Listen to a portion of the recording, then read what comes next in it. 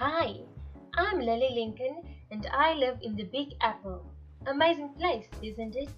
New York City is located in the northeastern and mid-Atlantic regions of the United States of America. It has an estimated population of 8.5 million. It is the second wealthiest city in the world. However, it is one of the most wasteful cities ever. I enrolled myself into college this semester and became particularly interested in an environmental related subject that I initially took just to pass time. The topics of global warming, climate change, and the Earth's capacity to sustain itself fascinated me. I began digging into information about my country and city's contribution to climate change. New York City is said to be the most wasteful city in the world. It consumes more water and energy and generates more waste than any other huge metro. It makes sense as it is located in the country that has this. One way to explain global warming is that it is the continuous increase in the global average temperature near the surface of the Earth. It is caused mostly by increasing concentrations of greenhouse gases in the atmosphere. Global warming is causing climate patterns to change. These changes can have catastrophic impacts on countries. For example, droughts, extreme weather conditions, floods caused by melting ice caps, and many more. We can look at this as a problem or as a challenge. It may be difficult and requires a lot of effort, but with the necessary help, we can actually bring this rising average temperature to a halt. This is where we bring in the concept of the stabilization wedges. This concept was created to attempt to keep carbon emissions stable and to avoid doubling of emissions and climate change over the next 50 years. The stabilization triangle should contain 8 wedges. Each wedge equals the reduction of 1 billion tons per year.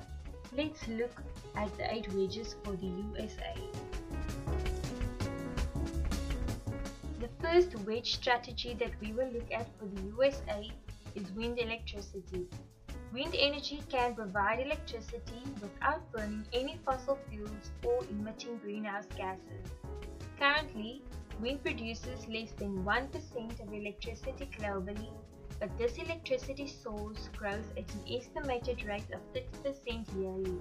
In order to gain one wedge of emission savings from wind energy, the current wind capacity would need to be scaled up by a factor of 10. This would mean that 1 million large windmills should be deployed.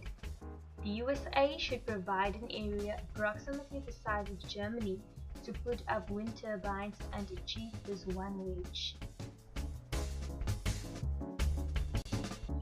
The second wedge we can consider for New York City and the United States is solar electricity. This might be a challenge because in order to achieve one wedge, an area space of approximately 20,000 square kilometers is needed to put up solar panels. However, solar electricity is very sustainable as it does not use fossil fuels or have greenhouse gas emissions.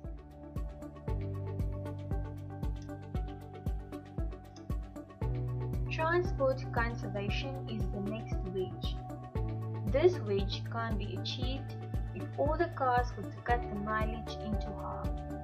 People should be encouraged to make use of public transport and to use electronic communication forms to communicate instead of physical interaction and face-to-face meetings.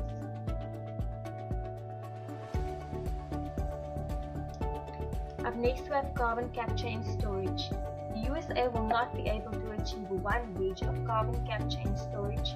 Therefore, combining the carbon capture and storage electricity, hydrogen and synfuels could achieve one wedge of CCS. This technique captures and stores fossil fuels, meaning that the USA can still use oil and coal without contributing to climate change.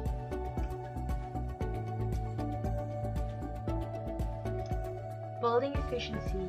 When we think think about buildings, we already see all the electronic appliances associated with them. Things such as lighting, heating and cooling comes to mind. These contribute to big carbon emissions. One way for the USA to achieve a wedge of emissions reduction is by cutting 25% of emissions in all the new and existing buildings. There are alternatives like renewable energy that can't be used.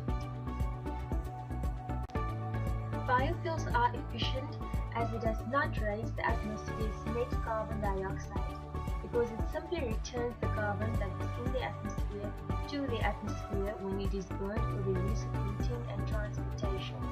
With the use of bioengineering, this can become very efficient and achieve a wedge. The USA already started producing biofuels, therefore they can expand on it.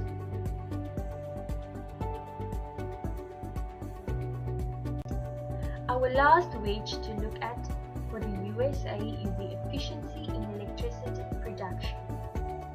The current coal plants of the world produce approximately 1/4 of the global carbon emissions. Therefore, managing these plants and making it more efficient can reduce the carbon emissions significantly. One wedge could be achieved if we can double the efficiency of the current coal-based electricity. More efficient results can be seen if better turbines and higher temperature fuel cells are used. If the USA, and more importantly New York, does not make any changes to reduce carbon emissions, there will be disastrous consequences. Unfortunately, the impacts of the high carbon emissions that the USA emits are felt by people from developing countries that does not emit nearly as much carbon. Looking at the ND gain index, we can get a good idea as to how prepared a country is for a natural disaster. We can compare the USA to Bangladesh. The USA is 11th on the list of countries who are most ready, while Bangladesh lies at 140 on the list. Bangladesh is much more vulnerable, while the USA leans towards the ready side. The USA is a country that other countries, particularly developing countries, look up to. As a leading city of the USA, New York should take the lead and set the example by finding ways to reduce carbon emissions and in doing so, trying to prevent or lessen the impacts of natural disasters around the world. Now, as we say here in the Big Apple, ciao, till next